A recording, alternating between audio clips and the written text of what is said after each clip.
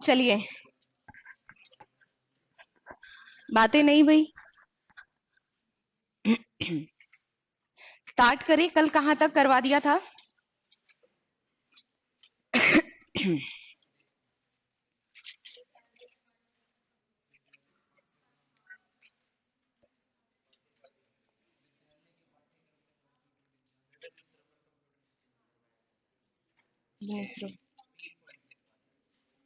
तीन पॉइंट लिखवा दिए थे।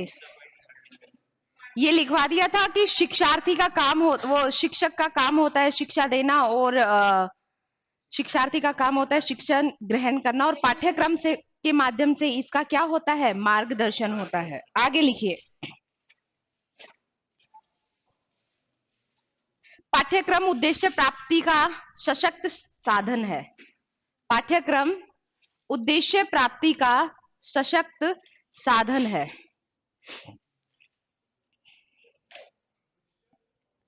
पाठ्यक्रम उद्देश्य प्राप्ति का सशक्त साधन है। लिखवा दिया था।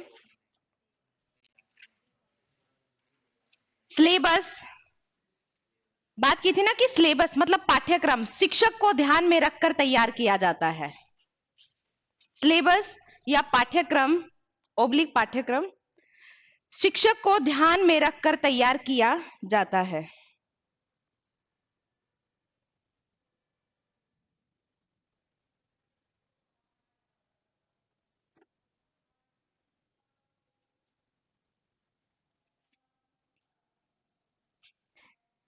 किसी विषय विशेष की रूपरेखा ही पाठ्यक्रम होता है। किसी विषय विशेष की रूपरेखा ही क्या होता है? पाठ्यक्रम होता है। किसी विषय विशेष की रूपरेखा ही क्या होता है? पाठ्यक्रम होता है। अब बात कर लेते हैं पाठ्यचर्या।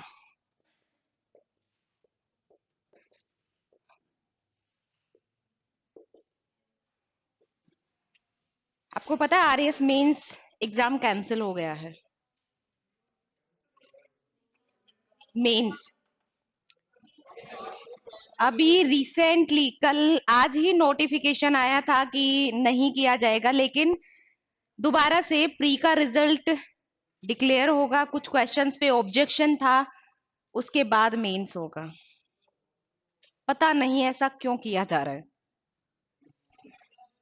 अब मेरे पास चांस है, मैं पढ़ लेती हूँ, लेकिन ये चांस किसी काम का नहीं है। इस चांस के ऊपर सारी चीजें प्लानिंग प्लॉटिंग सब हो चुकी होती है।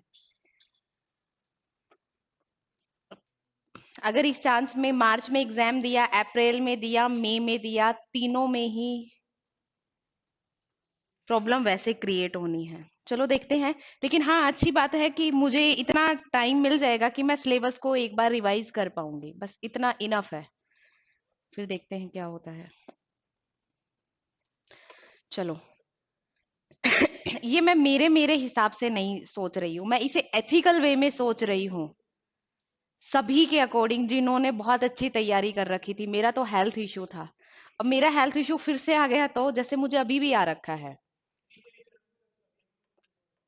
प्री के रिजल्ट को दोबारा से वो किया जाएगा। कुछ क्वेश्चंस थे, पता नहीं आरपीएससी गलत क्वेश्चंस को क्यों हर बार सही मान लेती है।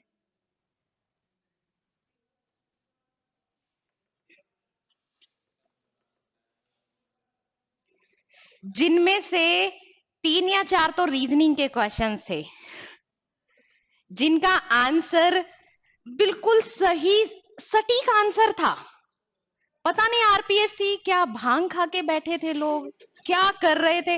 मतलब मुझे खुद को ये था कि मेरे जो क्वेश्चन है वो आरपीएससी ने गलत कर दिए, तो उन पे ऑब्जेक्शन जेन्युइन लगना ही था। मतलब गलत क्या, उन क्वेश्चन को ही डिलीट कर दिया। तो मतलब कॉमन सेंस की बात है, ऐसे ऐसे क्वेश्चन डिलीट हुए हैं, ऐसे तो बच्चे बैठने वाले नहीं थे। मेरे 4 क्वेश्चन डिलीट हो गए थे, तो मैंने इसलिए ऑब्जेक्शन नहीं लिया कि मेरा फिर भी हो रहा है। लेकिन हालांकि जो उन 4 मार्क्स के डिफरेंस से रह रहे थे ना, जिनके लिए 4 के 5.25 नंबर बनने थे, उनके लिए बड़ी वैल्यू थी, उन्होंने रीट लगवा दी। और भी है, वो क्या बोलते हैं, सबसे बड़ी जो दूरबीन है वो सबको पता है उदयपुर में है, पता नहीं आरपीएससी को कहाँ दिख रही है, वो उसे कहीं अलग दिख रही है। एज इट इज क्वेश्चन, पहले भी उस पर रीट लगी, अभी भी रीट लगी। पता नहीं बनाने वाले क्या, पता क्या है, हमारे राजस्थान वालों की प्रॉब्लम ये है कि वो न्यूज़पेपर से और न्यूज से अपडेट नहीं रहते हैं। उन्हें उनका मन करता है कि 50% पेपर पीछे का उठा लो बस, कहीं से भी उठा लो, कुछ भी हो, उन्हें उठाने से मतलब होता है। और क्यों ना उनकी किस्मत इतनी खराब होती है कि वो थोड़े से जो वैसे वाले क्वेश्चन होते हैं ना, जिन पे ऑब्जेक्शन होने वाला, वो उन्हीं को क्यों उठा लेते हैं, ये भी नहीं पता। इवन मैथ्स के क्वेश्चंस पे वो आंसर नहीं आ रहे थे, क्वेश्चन ही गलत था। तो ठीक है, अब जैसा भी है, अब देखो क्या होता है। मार्क्स तो बढ़ने हैं ही, लेकिन उन मार्क्स का क्या करेंगे बाकी के स्टूडेंट्स, उनको और टाइम मिल जाएगा।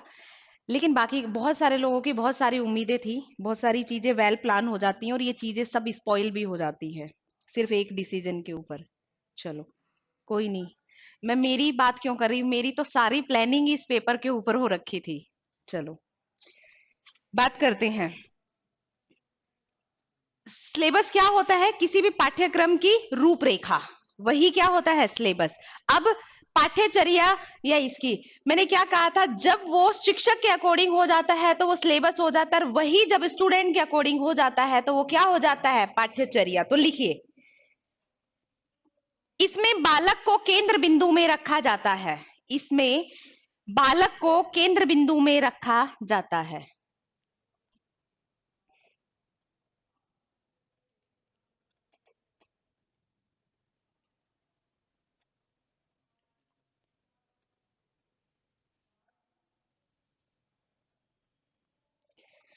अगर अध्ययन की दृष्टि से बोला जाए तो वो क्या हो जाएगा, करिकुलम या पाठ्यचर्या।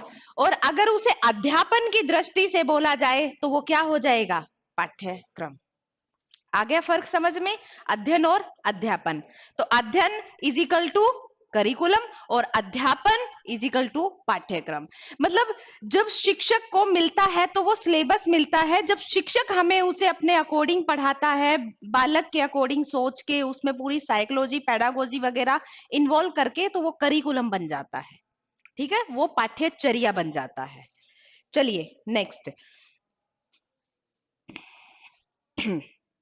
देखो, अब आपको एक चीज बता रहे हैं, यहाँ पे कंप्यूटर का कॉन्सेप्ट आ गया है।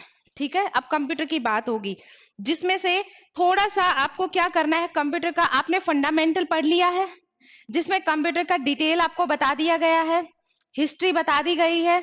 तो एक बार उसे थोड़ा सा देख लेना, क्योंकि वो पार्ट थोड़ा सा यहाँ पे भी पूछा गया है, लेकिन उसको दोबारा से करवाने से कोई मतलब नहीं है कि मैं आपको इनपुट डिवाइस बताऊं, आउटपुट डिवाइस बताऊं, हार्डवेयर सॉफ्टवेयर वगैरह के बारे में जो नॉर्मल नॉर्मल चीजें हैं वो मैं आपको बता दूंगी, लेकिन वो लिखवाऊंगी नहीं। जो इंपॉर्टेंट होगा सिर्फ वही लिखवा दूंगी, क्योंकि बेसिक पूरा मुझे कंप्यूटर की हिस्ट्री लिखवाने की जरूरत नहीं है। वो आप लोग फंडामेंटल में पढ़ लोगे और वो यहाँ पे भी पूछी जा सकती है। तो अब वो कहीं से भी पूछे, आपको थोड़ी पता है कि वो पेडागोजी में पूछा है या बेसिक में पूछा है। ठीक है, तो लिखिए, कंप्यूटर क्या है। कंप्यूटर एक स्वचालित या ऑटोमेटिक चलने वाली इलेक्ट्रॉनिक मशीन है। एक स्वचालित मतलब ऑटोमेटिक चलने वाली इलेक्ट्रॉनिक डिवाइस है,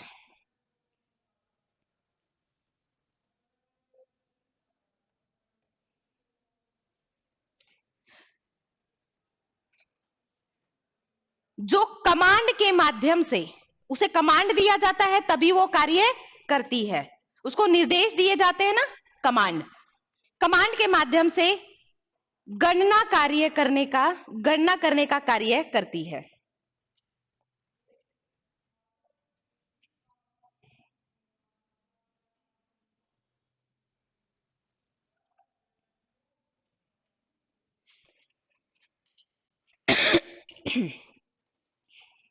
जो कि गणना कार्य करने का कार्य करती है। देखो, जब भी हम कंप्यूटर की बात करते हैं तो कंप्यूटर प्रोसेस कैसे करता है। ये कंप्यूटर है, आपने इसको इनपुट, इनपुट में क्या दिया जाता है उसे, डेटा, डेटा टेक करता है, ठीक है। फिर यहाँ पे क्या करता है, उसे प्रोसेस करता है डेटा को, और डेटा प्रोसेस करने के बाद उसको क्या दिखाता है, आउटपुट, जो कि आपके कंप्यूटर की डिस्प्ले पे रिजल्ट शो होता है, वही क्या होता है, आपका आउटपुट। ये काम कैसे करता है, जब इसको इनपुट, ये इनपुट दिया जाता है, इसका मतलब है कि जो कंप्यूटर है हार्डवेयर है, कंप्यूटर प्रॉपर हार्डवेयर है, इसके अंदर जो सॉफ्टवेयर है उसके माध्यम से ही कंप्यूटर कार्य करता है। कंप्यूटर का अपना कोई वजूद नहीं है जब तक कि उसके अंदर सिस्टम सॉफ्टवेयर ना हो। तो सॉफ्टवेयर, सिस्टम सॉफ्टवेयर और एप्लीकेशन सॉफ्टवेयर बता देंगे, सिंपल सा है। सिस्टम सॉफ्टवेयर कौन से होते हैं और एप्लीकेशन सॉफ्टवेयर कौन से होते हैं। एप्लीकेशन सॉफ्टवेयर वो होते हैं जो हमें एक्स्ट्रा फैसिलिटीज प्रोवाइड करवाते हैं, और सिस्टम सॉफ्टवेयर वो होता है जिसपे पूरा कंप्यूटर रन होता है। मतलब हम जो कंप्यूटर को कमांड दे पाते हैं, इंस्ट्रक्शंस दे पाते हैं, वो सिस्टम सॉफ्टवेयर के माध्यम से ही दे पाते हैं। सबसे बड़ा एग्जांपल उसका है विंडो। विंडो जो रन हो रही है वो हमारा क्या है, सिस्टम सॉफ्टवेयर है। वो ऑपरेटिंग सिस्टम सिस्टम सॉफ्टवेयर ही है जिसके माध्यम से हम कंप्यूटर के द्वारा कोई भी कार्य करवा पा रहे हैं, ठीक है।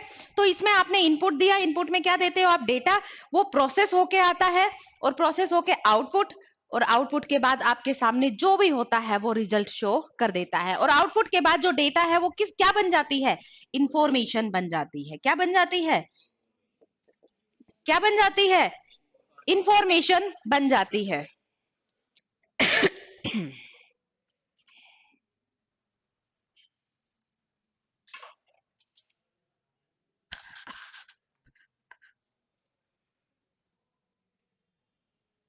आप लोगों के ज्योग्राफी तो शायद राजस्थान ज्योग्राफी ही आएगी, इंडियन ज्योग्राफी भी आएगी।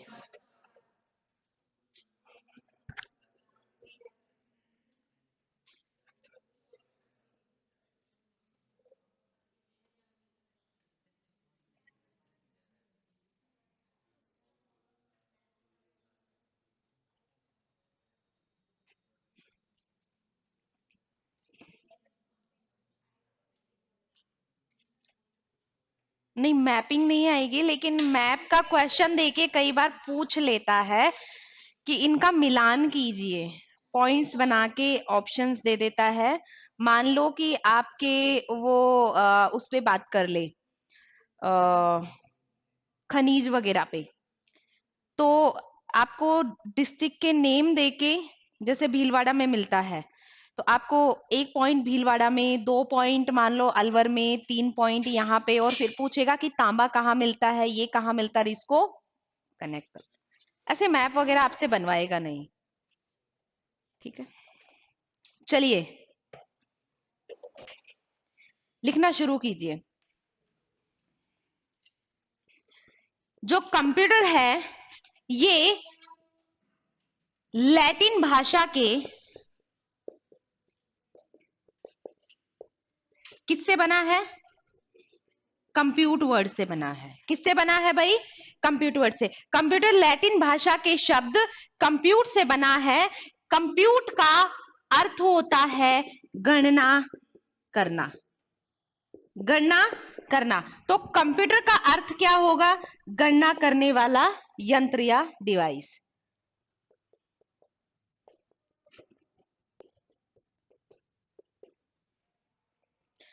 कंप्यूट किसका है, लैटिन भाषा के कंप्यूट वर्ड से बना है जिसका अर्थ होता है गणना करना, और तो इसलिए कंप्यूटर का अर्थ हो गया गणना करने वाला। इसके 3 कंपोनेंट होते हैं। कितने कंपोनेंट होते हैं कंप्यूटर के, 3 कंपोनेंट होते हैं। आप सभी को पता है कि कंप्यूटर को कार्य करने के लिए बेसिक 3 घटकों की आवश्यकता होती है, 3 कंपोनेंट की आवश्यकता होती है। पहला कंपोनेंट डेटा, हार्डवेयर और सॉफ्टवेयर। हम जो भी डेटा दे रहे हैं उसे कमांड के माध्यम से देते हैं। किसके माध्यम से देते हैं, जो भी डेटा हम यहाँ पे दे रहे हैं वो किसके माध्यम से देंगे, इसे कमांड के माध्यम से देंगे। कमांड क्या होता है, सेट ऑफ इंस्ट्रक्शंस।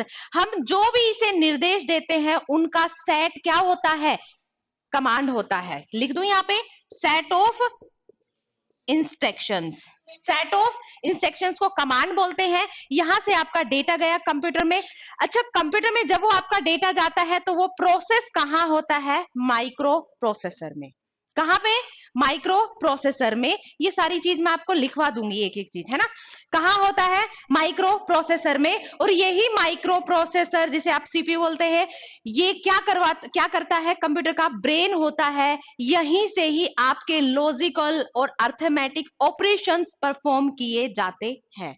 यहीं पे ही हार्डवेयर, ये कौन प्रोसेस करता है? हार्डवेयर में जो आपका प्रोसेसर पार्ट होता है वो, ठीक है।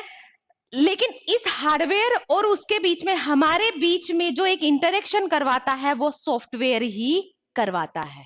इंटरेक्शन कौन करवाता है? सॉफ्टवेयर करवाता है।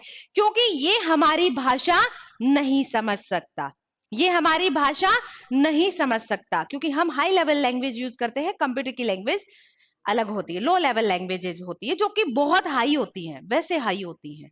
और जो अपनी हाई लेवल लैंग्वेज होती है वो इंग्लिश से कनेक्ट करती हुई होती हैं, जिसे अपन आसानी से समझ पाते हैं। इसकी भाषा यही समझ पाता, अपन नहीं समझ पाते हैं। तो हमने इसको प्रोसेस करने के लिए दिया। यहीं पे रैम और रोम होती है। रैम और रोम आप सभी को पता होगा। मेमोरी क्या काम करती है? स्टोरेज का काम करती है। रैम होती है रैंडम एक्सेस मेमोरी और रोम रीड ओनली मेमोरी। जो परमानेंट काम होता है वो रोम का होता है, और जो टेम्परेरी अस्थायी होती है, वोलेटाइल होती है, वो रैम होती है। वो प्रोसेसिंग के टाइम पे शॉर्ट पीरियड के लिए अपने अंदर डेटा को सेव रखती है। इसलिए आप देखना हमेशा रैम कम होती है, क्योंकि जो वो अपने कंप्यूटर के बीच में और प्रोसेसर के बीच में जो स्पीड का बैलेंस होता है उसके हिसाब से काम करती है। क्योंकि अगर रोम से डायरेक्ट प्रोसेसर से वर्क किया जाए तो वो स्पीड बहुत स्लो हो जाती है। तो जो रैम होती है वो उसकी स्पीड को कनेक्ट करती है। इसलिए प्रोसेसिंग के टाइम पे कौन सी मेमोरी यूज की जाती है? रैम यूज की जाती है। प्राइमरी मेमोरी होती है जिसमें टेम्परेरी टाइम के लिए डेटा सेव होता है, प्रोसेसिंग के लिए डेटा सेव होता है। और जबकि रोम होती है वो परमानेंट मेमोरी होती है। लेकिन देखो, जो जिसका साइज बड़ा होगा, जो परमानेंट रहेगी वो स्लो भी होगी। जो जिसका साइज जितना छोटा रहेगा वो उतनी ही स्पीड ज्यादा प्रोवाइड करेगी। तो लिखिए, कंप्यूटर के 3 कंपोनेंट होते हैं। कंप्यूटर के 3 कंपोनेंट होते हैं। फर्स्ट लिखिए डेटा, सेकंड लिखिए हार्डवेयर, और थर्ड लिखिए सॉफ्टवेयर।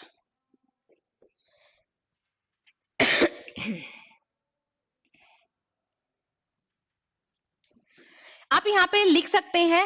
हमने सबसे पहले कंप्यूटर को क्या दिया? कमांड। कमांड के माध्यम से हम क्या दे रहे हैं उसे? डेटा। जो कि डेटा कंप्यूटर टेक करता है वही क्या होता है? इनपुट होता है। वही क्या होता है? इनपुट होता है। यहाँ पे कंप्यूटर ने प्रोसेस किया। प्रोसेस करने के बाद यहाँ पे जो इंफॉर्मेशन है उसको डिस्प्ले करता है। इंफॉर्मेशन, जो भी रिजल्ट आया उससे डिस्प्ले करता है, वही क्या होता है? आउटपुट होता है। वही क्या होता है? आउटपुट होता है। और यहां पे क्या होता है? माइक्रो प्रोसेसर जो कि प्रोसेसिंग करता है। तो लिखिए, डेटा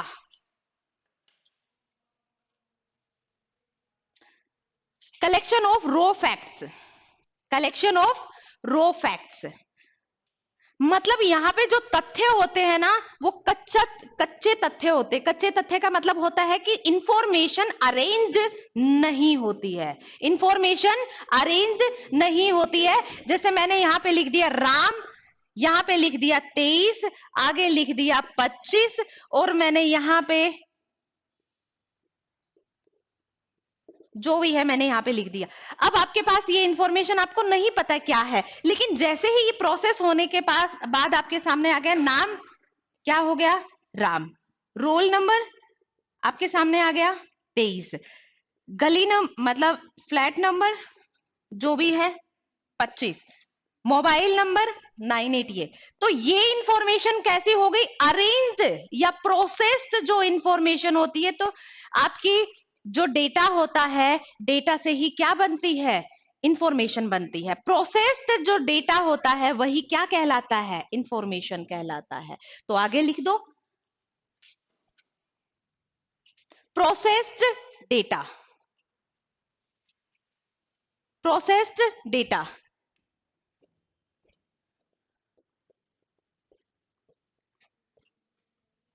प्रोसेस्ड डेटा क्या बन जाता है? इंफॉर्मेशन बन जाती है। ठीक है, प्रोसेस्ड डेटा क्या बन जाता है? इंफॉर्मेशन बन जाती है। चाहो तो ये डायग्राम भी ड्रॉ कर सकते हो। कमांड क्या होता है? सेट ऑफ इंस्ट्रक्शन, जो डेटा दिया वो इनपुट हो जाता है, प्रोसेस करता है, और जो इंफॉर्मेशन डिस्प्ले करता है वही आपकी क्या होती है? आउटपुट होती है।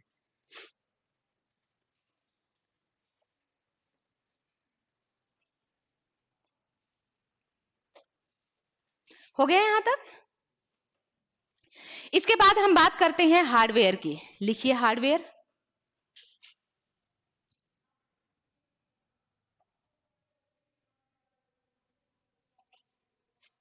जिन्हें हम देख और छू सकते हैं, मीन्स टेंजिबल थिंग्स।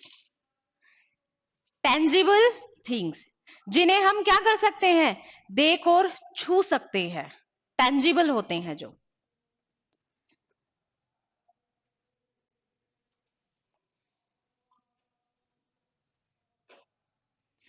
नाम लिख दो इनपुट डिवाइसेस के और आउटपुट डिवाइसेस के।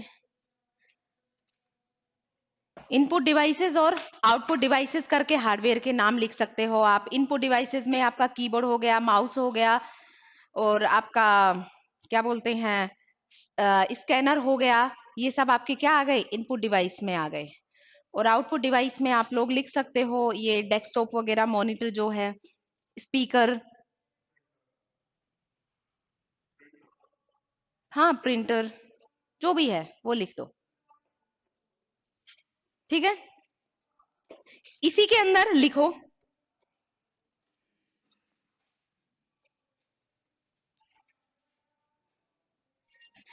Square shape. स्क्वायर शेप में चिप होती है, स्क्वायर शेप। स्क्वायर शेप में क्या होती है? एक चिप होती है। आईसी बोला जाता ना, इंटीग्रेटेड चिप। ये बहुत ही इंपॉर्टेंट पार्ट होता है। क्या होता है? बहुत ही सबसे इंपॉर्टेंट पार्ट यही होता है, क्योंकि प्रोसेसिंग का काम यही स्क्वायर शेप जो चिप होती है यही करती है। ठीक है, ये बहुत ही इंपॉर्टेंट पार्ट होता है। इसे सेंट्रल प्रोसेसिंग यूनिट, सीपीयू या माइक्रो प्रोसेसर कहा जाता है। इसे सीपीयू या माइक्रो प्रोसेसर कहा जाता है।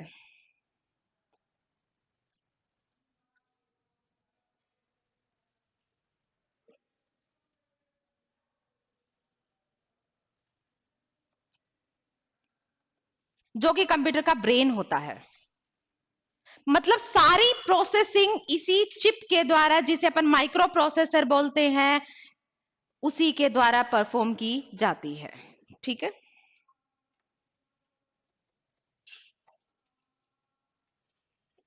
अब लिखिए सॉफ्टवेयर।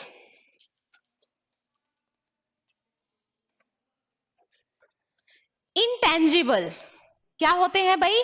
इंटेंजिबल, जिन्हें हम वो देख सकते हैं, मतलब छू नहीं सकते। देख तो सकते हैं, है ना, मतलब वैसे देख सकते हैं स्क्रीन वगैरह पे, तो इंटेंजिबल होता है ना। जिन्हें फील किया जा सकता है, हाँ भाई ये एक एप्लीकेशन है जो कि दिख तो रही है हमें, लेकिन हम उसे छू नहीं पाते, इंटेंजिबल होता है।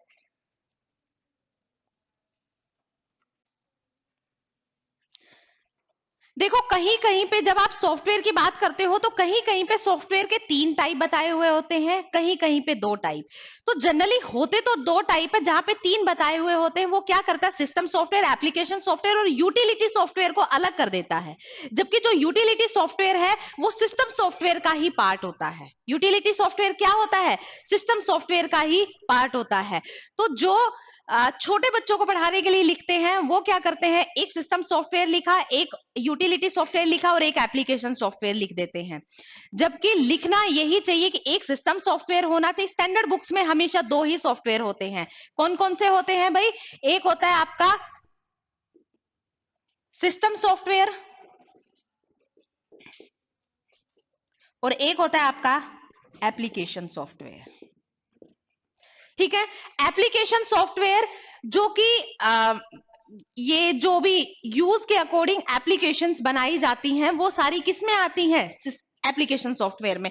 और सिस्टम सॉफ्टवेयर में जिन पे कंप्यूटर रन करता है, जिन पे कंप्यूटर रन करता है, कंप्यूटर जिसके बिना कार्य नहीं कर सकता, वही क्या होते हैं, सिस्टम सॉफ्टवेयर। इसमें ही आपके ऑपरेटिंग सॉफ्टवेयर, लैंग्वेज सॉफ्टवेयर, आपका यूटिलिटी सॉफ्टवेयर, ये सारे इसी के अंदर आ जाते हैं। ठीक है, आपके विंडोज वगैरह सिस्टम सॉफ्टवेयर में ही आती है। सिस्टम सॉफ्टवेयर का काम होता है हार्डवेयर और यूजर को, मतलब यूजर जो भी कमांड दे रहा है उसकी चीजों को समझ के, और जो हार्डवेयर ताकि किसके उस पे बेस पे प्रोसेस करता है, सिस्टम सॉफ्टवेयर के बेस पे ही प्रोसेसिंग करता है। क्योंकि वो आप जो भी अपने एप्लीकेशन के थ्रू जो भी आप कमांड दे रहे हो वो किसके पास जाएगा, वो सिस्टम सॉफ्टवेयर के पास जाता है। सिस्टम सॉफ्टवेयर उसे इंटरप्रेट करके हार्डवेयर को समझाता है, हार्डवेयर उसकी प्रोसेसिंग करता है, प्रोसेसिंग करने के बाद फिर से सिस्टम सॉफ्टवेयर के पास आता है, सिस्टम सॉफ्टवेयर आपकी लैंग्वेज में कन्वर्ट करके फिर उसे देता है। तभी तो इंटरप्रेटर, कंपाइलर वगैरह कहाँ पे होते हैं, सिस्टम सॉफ्टवेयर में लगे होते हैं, क्योंकि वो आपकी लैंग्वेज को इंटरप्रेट करते हैं। कंपाइलर, इंटरप्रेटर का तो आपको पता ही होगा,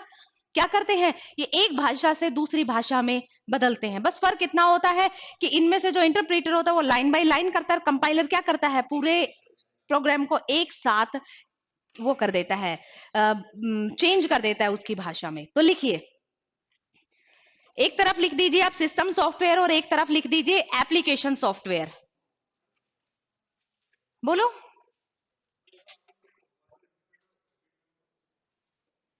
रिपीट करें।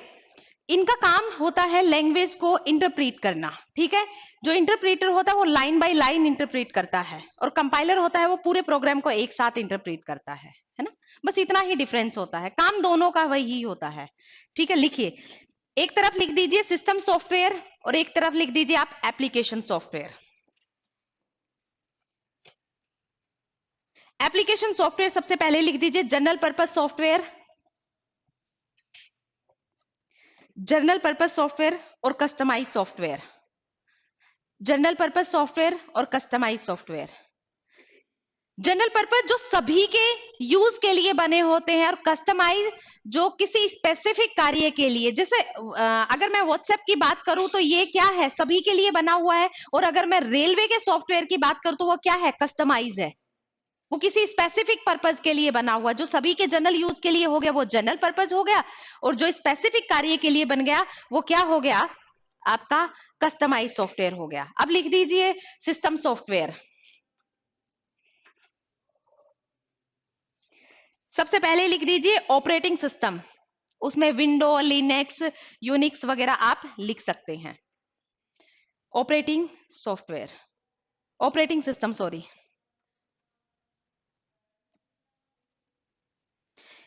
इसमें लिख दीजिए आप विंडो, लिनक्स, यूनिक्स। सेकंड इसी में लिखिए लैंग्वेज ट्रांसलेटर।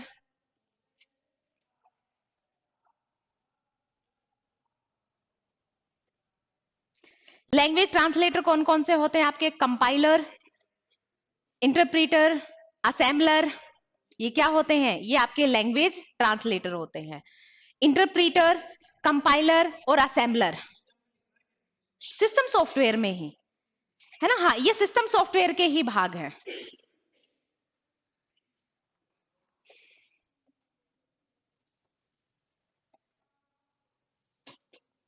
है ना। कंपाइलर हो गया आपका, इंटरप्रीटर हो गया आपका, असेंबलर हो गया। ठीक है, फिर लिख दीजिए आपका यूटिलिटी सॉफ्टवेयर।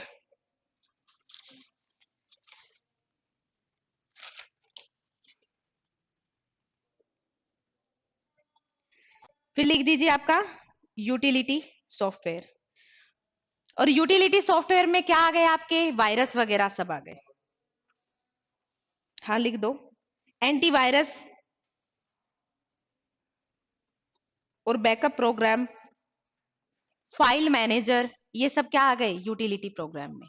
जो आपके डेटा को स्टोर, डेटा के सिक्योरिटी पर्पस के लिए जिसका यूज किया जाता है वो क्या होता है, आपका यूटिलिटी सॉफ्टवेयर होता है। लैंग्वेज ट्रांसलेटर जो कि कंप्यूटर आपकी जो भी हमने कमांड दी है जिस लैंग्वेज में, उसको ट्रांसलेट करके कंप्यूटर वाली लैंग्वेज में वो समझाता है। ठीक है, वो हो गया लैंग्वेज ट्रांसलेटर। और ऑपरेटिंग सिस्टम जो कि एक ऐसा इंटरफेस प्रोवाइड करवाता है जिसके माध्यम से यूजर एप्लीकेशन के माध्यम से सिस्टम से अब कनेक्ट हो पाए। तो लिख दीजिए, एक पॉइंट और लिख दीजिए, सिस्टम सॉफ्टवेयर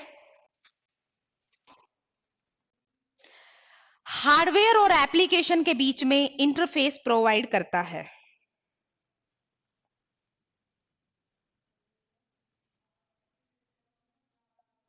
हार्डवेयर और एप्लीकेशन सॉफ्टवेयर के बीच में इंटरफेस प्रोवाइड करता है।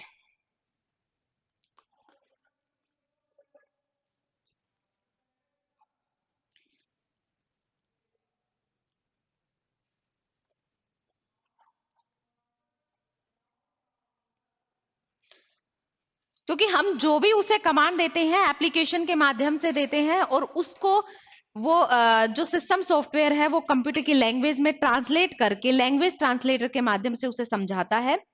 फिर वो वापस से हार्डवेयर किसको देता है, सिस्टम सॉफ्टवेयर को देता है। सिस्टम सॉफ्टवेयर उसे अपनी लैंग्वेज में कन्वर्ट करके हमें प्रोवाइड करता है। तो हमें वो एप्लीकेशन के माध्यम से ही मिलता है ना।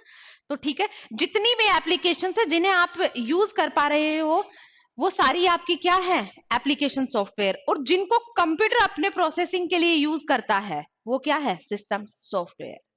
सिस्टम सॉफ्टवेयर बहुत बार पूछ लिया जाता है, विंडोज वगैरह के नाम देके पूछ लिया जाता है कि ये एप्लीकेशन सॉफ्टवेयर है या सिस्टम सॉफ्टवेयर। क्योंकि विंडो किस तरीके से काम कर रही है, कैसे क्या है, उसको आप नहीं समझ पा रहे, उसको कौन समझ पा रहा है, उसको सिस्टम समझ पा रहा है। वो सिस्टम के लिए कार्य कर रही है। ठीक है, हम उसे सिर्फ कमांड देते हैं, हम उसे सिर्फ क्या करते हैं, कमांड देते हैं। बस उसका काम है था हमारे कमांड को हार्डवेयर तक पहुंचाना। ठीक है, अब देखिए इसका अगर कोई पूछे कि कंप्यूटर का कहाँ कहाँ यूज है, तो आपको पता है कि हर एक विषय में कंप्यूटर का यूज है। हम फिजिक्स की बात कर ले तो फिजिक्स में जितने भी हमारे क्या बोलते हैं इंस्ट्रूमेंट वगैरह सब जितने भी यूज किए जाते हैं वो कंप्यूटर बेस्ड होते हैं जनरली। अब केमिकल रिएक्शन वगैरह जितनी भी, अगर हम केमिकल इंडस्ट्रीज की बात करें तो वहां पे आजकल जो केमिकल का मेजरमेंट उनका, भाई ये कितने पॉइंट पे पिघलेगा, कितने पॉइंट पे, मतलब उनका गलनांक कथनांक वगैरह जो भी देना होता है आजकल किसके माध्यम से कैलकुलेट किया जाता है, कंप्यूटर के माध्यम से ही कैलकुलेट किया जाता है। अगर मैं उसकी बात करूं, सोशल साइंस में बात करूं, बायो में बात करूं, तो हाँ बायो में भी इसी का यूज है। क्योंकि बायोलॉजी में जितनी भी अगर मैं उनकी बात करूं, है ना, बायोटेक्नोलॉजी वगैरह, मतलब जितनी भी सब्जेक्ट में बात करूं तो हर एक सब्जेक्ट में आजकल कंप्यूटर का यूज है ही है। अगर मैं उसमें बात करूं सोशल साइंस वगैरह में, इसमें बात करूं तो मौसम की जानकारी वगैरह के लिए, हर चीज के लिए कंप्यूटर का क्या किया जाता है, यूज किया जाता है। तो ये बेसिक इंफॉर्मेशन है जो कि आप सभी को ही पता है कि कोई भी विषय हो, हर एक विषय में कंप्यूटर का यूज है आजकल। अगर वो ज्योग्राफी की बात करें, उद्योग वगैरह ये सब, और ज्योग्राफिकल चीजें जो भी मतलब खनिज वगैरह की रिसर्च करनी होती है, इंफ्रारेड वगैरह, इन सब के बारे में पता लगाना, और जितने भी सैटेलाइट वगैरह होते हैं उन्हें किसके माध्यम से कंट्रोल किया जाता है, कंप्यूटर के माध्यम से ही कंट्रोल किया जाता है। तो आज चाहे जो भी विषय हो, हर एक विषय में कंप्यूटर का ही क्या है, यूज है, कंप्यूटर का ही योगदान है। तो कंप्यूटर के उपयोग लिखिए।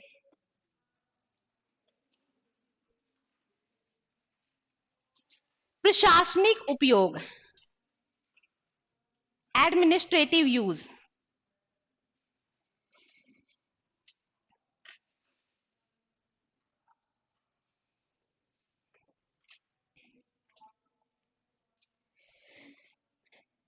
देखो, अगर एडमिनिस्ट्रेटिव यूज की बात करें तो आजकल जितनी भी संस्थाएं चल रही है, आप अपना ही एग्जाम्पल ले लो, क्या ये डिजिटलाइज्ड है? आपकी सारी की सारी इंफॉर्मेशन क्या डिजिटल प्लेटफॉर्म पे सेव है?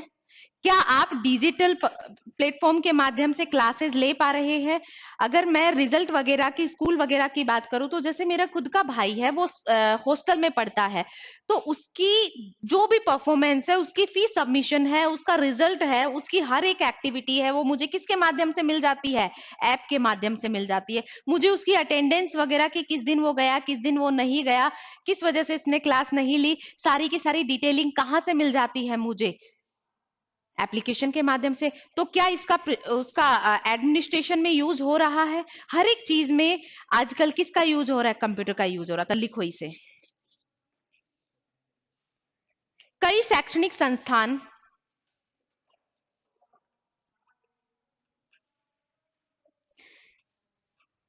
कई शैक्षणिक संस्थान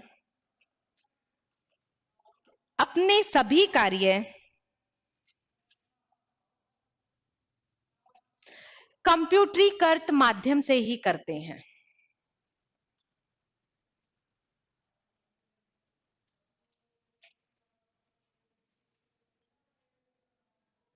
उसमें आप अटेंडेंस, रिजल्ट, हर एक चीज को कनेक्ट कर सकते हो। आजकल स्टाफ की भी डिटेल सारी की सारी कहाँ रहती है? कंप्यूटर पे अवेलेबल रहती है। कार्यालय अनुप्रयोग, ऑफिस में इसके क्या एप्लीकेशन है, क्या यूज है ना? ऑफिस यूज, ऑफिशियल यूज है ना? कार्यालय में क्या यूज है? कार्यालय में क्या यूज होते हैं भाई? वही सब यूज जो कि हमारा एक एडमिनिस्ट्रेशन है, वो भी तो एक तरीके का कार्यालय है। तो बस वो पार्ट अलग अलग दिए हुए हैं, तो लिखो। फाइलिंग के लिए, टाइपिंग के लिए,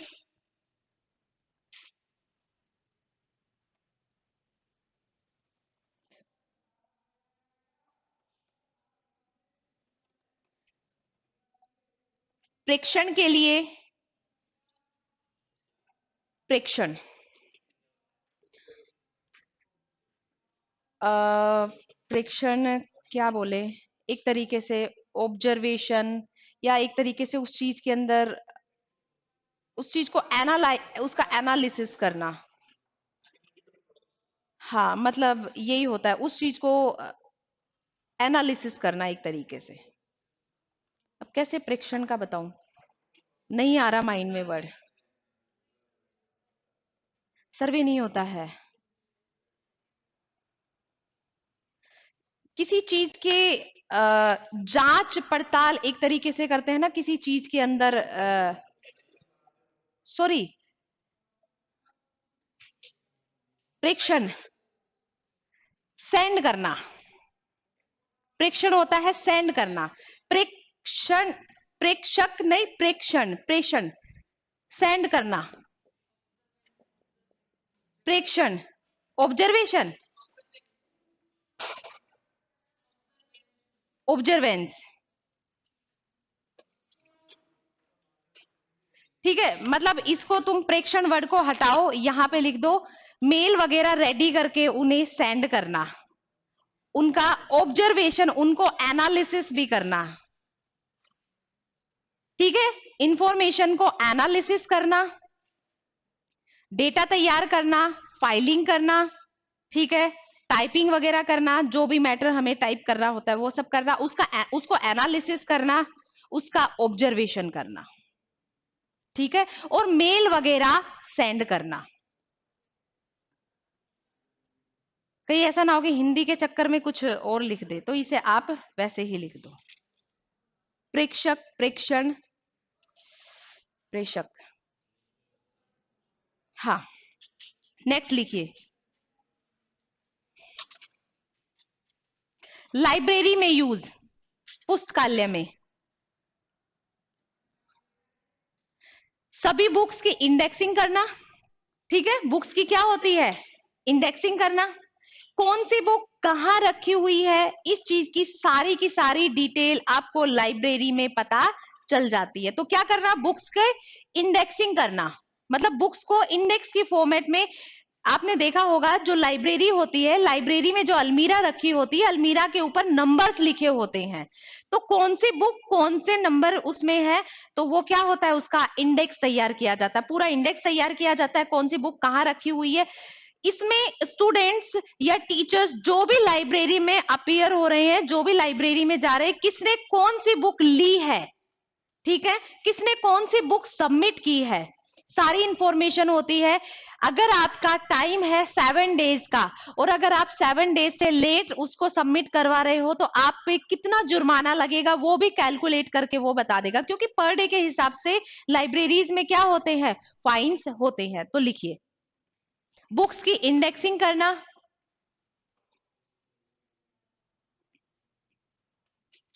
पुस्तकालय में आने वाले, मैं यहाँ पे बालक या विद्यार्थी, क्योंकि पुस्तकालय में सभी लोग जाते हैं, पुस्तकालय में आने वाले व्यक्तियों की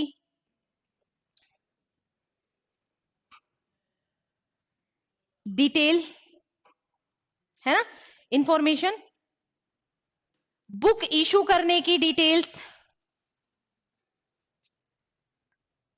जुर्माना आदि की जानकारी कंप्यूटर में ही सेव की जाती है।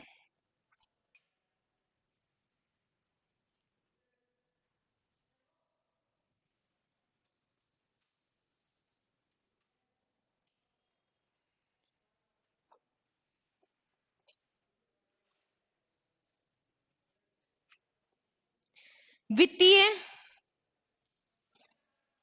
वित्तीय अनुप्रयोग मतलब फाइनेंशियल सेक्टर में इसका किस तरीके से यूज किया जाता है?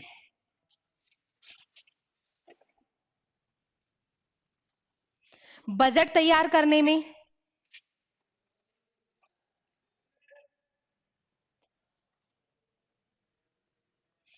बैलेंस शीट बनाने में, बैलेंस शीट के सामने लिखो सभी प्रकार के खाते, क्योंकि कॉमर्शियल बहुत सारे खाते होते हैं, बहुत सारे प्रकार के वो बैलेंस शीट वगैरह, और कौन कौन से होते हैं मुझे भी इतना नाम याद नहीं है, अपन लोगों ने पढ़ा तो है बहुत मुश्किल से। हाँ, वो लेजर वगैरह जितने भी खाते होते हैं, सभी प्रकार के बही खाते तैयार करने के लिए, ठीक है। क्योंकि अभी लेजर वो खरीद के लिए अलग होते हैं, निर्माण के लिए, ठीक है, सभी निर्माणकारी जितने भी तरीके के खाते वगैरह वो तैयार करवाए जाते हैं, सभी खातों की जानकारी उसमें रहती है, ठीक है। उसके माध्यम से डेटा का विश्लेषण, एनालिसिस भी कर सकते हैं, है ना। डेटा को एनालिसिस किया जाता है ना, कि कितना सामान आया, कितना क्या हुआ, ये क्या हो गया, वित्तीय उपयोग हो गया, ठीक है, उसको एनालिसिस किया जाता है, ठीक है, एनालिसिस कर सकते हैं। इसी में ही छात्रों में, है ना, छात्रों के लिए शिक्षण संस्थानों में फीस आदि के लिए जो अकाउंट्स तैयार किए जाते हैं, फीस आदि के लिए जो अकाउंट्स तैयार किए जाते हैं, क्योंकि आपको ऑनलाइन इंफॉर्मेशन मिल जाते हैं ना, कि आपकी इतने टाइम तक इतनी फीस सबमिट हो चुकी है, आपको ईयरली इतनी करवानी है, तो वो क्या करते हैं, वो एक अकाउंट्स बना के एक तरीके का तैयार कर देते हैं, जो कि कैलकुलेट करके हैंड टू हैंड बताता रहता है, प्लस आपकी रिसिप्ट वगैरह आप उसको एनालिसिस भी कर सकते हैं, है ना। इन सारी इंफॉर्मेशन को आप क्या कर सकते हैं, एनालाइज भी कर सकते हैं, कभी भी देख भी सकते हैं, ठीक है। नेक्स्ट लिखिए,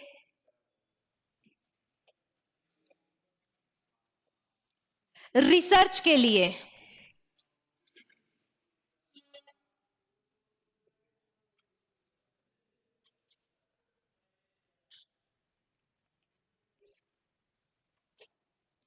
रिसर्च के लिए भाई, रिसर्च वगैरह के लिए कंप्यूटर का यूज किया जाता है, ठीक है। योजना बनाने के लिए, अब ये डायरेक्ट लिख लो, इसमें क्या लिखोगे, रिसर्च के लिए, रिसर्च का आपको सबको पता है कि रिसर्च के लिए कंप्यूटर का यूज होता है, क्योंकि कंप्यूटर के माध्यम से हर चीज की कैलकुलेशन वगैरह बड़ी ही इजीली कर ली जाती है। योजना के लिए, है ना, जैसे मान लो पिछला जो बजट है और अब का जो बजट है, मुझे उसको कंपेयर करके एनालिसिस करना है, तो अगर वो व्यक्तिगत माध्यम से करवाया जाएगा तो उसमें बहुत सारे एरर्स आ सकते हैं, बहुत सारे क्या आ सकते हैं, एरर्स आ सकते हैं, क्योंकि ह्यूमन बीइंग है, एरर उससे जनरेट होगा। कंप्यूटर में एरर कब जनरेट होता है, जब मनुष्य की गलती हो। कंप्यूटर से एरर कब जनरेट होता है, जब मनुष्य की गलती हो, वरना कंप्यूटर अपने आप से एरर जनरेट नहीं करता है, कैलकुलेशन वगैरह में एरर जनरेट नहीं होते हैं। तो जो भी बजट की समीक्षा वगैरह तैयार की जाती है, जो भी बजट तैयार किया जाता है, उसकी प्लानिंग प्लॉटिंग जो भी की जाती है, वो कंप्यूटर पे की जाती है, तो लिख लो। आर्थिक समीक्षा के लिए, है ना, बजट का मूल्यांकन करना ही क्या होता है, उसका फाइनेंशियल इंक्लूजन करना, कि पिछले साल हमने ये बजट रखा था, ये कार्य हुए, उसका कितना परिणाम आया है, ये क्या होता है, आर्थिक समीक्षा, फाइनेंशियल इंक्लूजन। कि ये अभी जैसे फरवरी में, आप लोग तो खैर बजट पढ़ते ही नहीं हो, कोई काम ही नहीं है, इकोनॉमिक सर्वे, ठीक है, कि कितना काम किया गया, कितना काम करने के बाद, मतलब क्या तो पहले हमने बजट रखा था, टारगेट क्या रखा था, टारगेट रखने के बाद कितना काम हुआ और उसका क्या परिणाम रहा है। यही क्या होती है, आर्थिक समीक्षा होती है, फाइनेंशियल इंक्लूजन होता है, इकोनॉमिक सर्वे होता है। जब इकोनॉमिक सर्वे की बात करते हैं, इकोनॉमिक सर्वे में आने वाला बजट भी रख दिया जाता है, वो फाइनेंशियल इंक्लूजन होता है, जिसमें पुराने बजट से कंपेयर करके चीजें निकाली जाती हैं। तो लिख लो,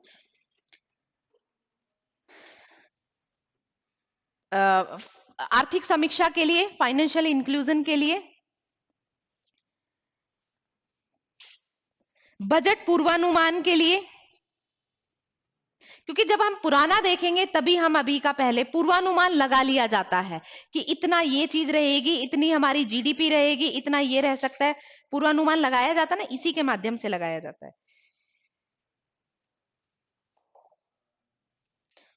और नई योजनाओं के लिए,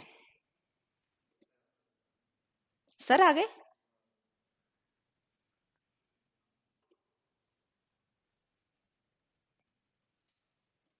कार्मिक अनुप्रयोग, कार्मिक अनुप्रयोग,